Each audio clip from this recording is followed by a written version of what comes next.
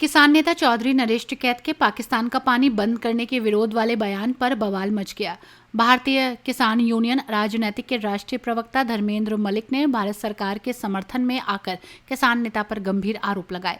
उन्होंने कहा कि आज की सरकार का जो फैसला है वो राष्ट्र का फैसला है, जो इस फैसले के साथ नहीं वो राष्ट्र के साथ नहीं। धर्मेंद्र मलिक ने कहा कि ये अब सिद्ध हो चुका है कि हमारे देश में जो आतंकवाद है वो पाकिस्तान प्रायोजित आतंकवाद है।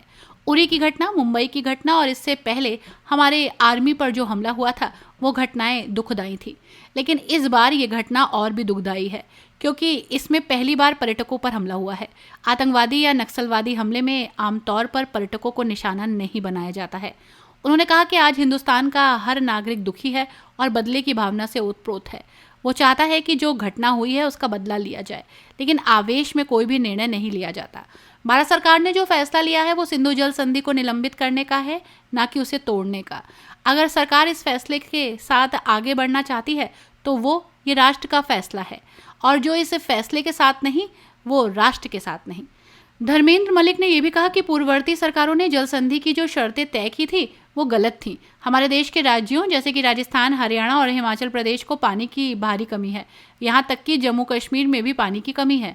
ये जल संधि हो रही थी तो हमारे हिस्से का 80% पानी पाकिस्तान को कैसे दिया जा सकता है? अगर आज की सरकार इस फैसले को लेकर आगे बढ़ रही है तो हम इस फैसले के साथ खड़े हैं। उन्होंने कहा कि मैंने एक किसान नेता का बयान पढ़ा और मुझे बहुत दुख हुआ। सबसे पहले हमें अपने शत्रु को पहचानना होगा। अब हम अपने शत्रु को पहचान चुके हैं और वो है पाकिस्तान।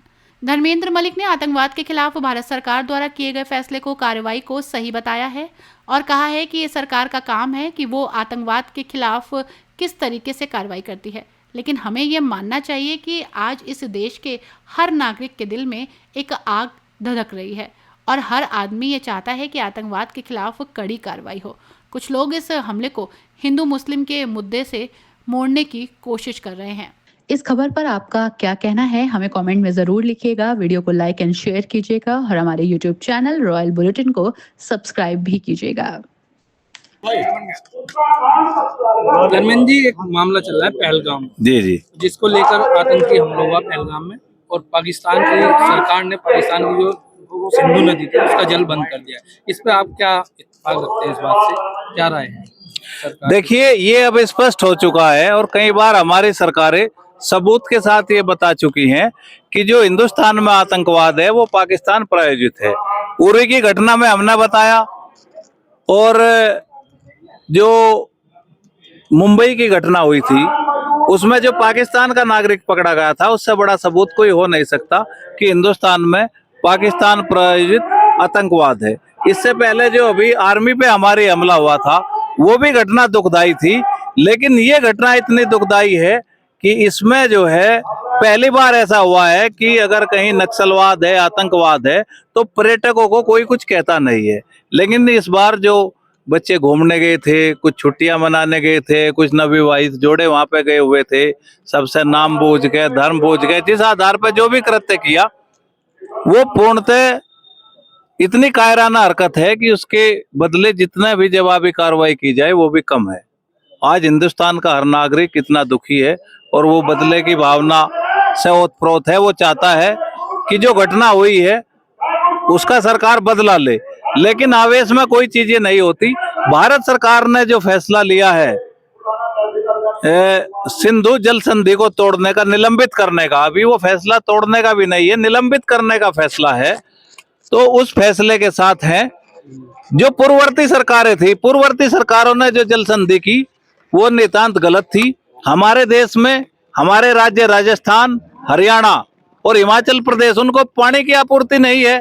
इवन जम्मू कश्मीर में भी पानी की कमी है। वो कहते हैं ना कि पहाड़ का पानी पहाड़ के काम नहीं आता, तो ये हालत हिमाचल और जम्मू की भी है। तो हमारे जो दो राज्य हैं, राजस्थान और हरियाणा, वे पूरी तरह से सूखे हुए हैं। तो अगर किसी देश के साथ संधि हो भी रही थी तो जब जिन नदियों पर हमारा नियंत्रण है उन नदियों का 80% पानी पाकिस्तान को कैसे दिया जा सकता है? और अगर आज की सरकार इस फैसले को लेकर आगे बढ़ना चाहती है तो ये राष्ट्र का फैसला है, और जो इस फैसले के साथ नहीं है वो राष्ट्र के साथ नहीं है। मैंने एक किसान नेता का आज बयान पढ़ा, मुझे बड़ा दुख हुआ। सबसे पहले हमें शत्रुबोध करना पड़ेगा।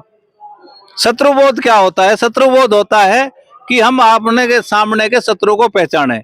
अब हम अपने शत्रु को पहचान चुके हैं कि हिंदुस्तान में जो आतंकवाद है वो पाकिस्तान प्रायोजित है। तो हर फैसला, हर बात जायज है, और जो इस जायज फैसले के साथ भी नहीं खड़ा हुआ है वो देश के साथ नहीं खड़ा हुआ है। सरकार देर आई दुरुस्त आई, लेकिन सरकार को ये काम बहुत पहले करना चाहिए था कि जो हमारे राज्य हैं, राजस्थान जैसे राज्य का इतना बड़ा भूभाग सिंचाई से वंचित रहता है, पहले हम अपने पानी की आपूर्ति सुनिश्चित करें और उसके बाद जो है हम बचे हुए पानी को, हम ये नहीं कहते कि क्या करना है, लेकिन पहले हमारी आपूर्ति निश्चित होनी चाहिए। जिस देश में, जिस राज्य में जो नदियां, जो संसाधन है, पहला हक उस पर उनका होता है।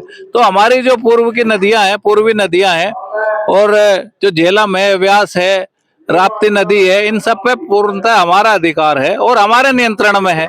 तो हमारे नियंत्रण में है, तो पहले हमारा ये कहना है कि पहले जो है हमारे जो राज्य हैं, जो प्यासे राज्य हैं, उनको पानी की आपूर्ति सुनिश्चित करनी चाहिए।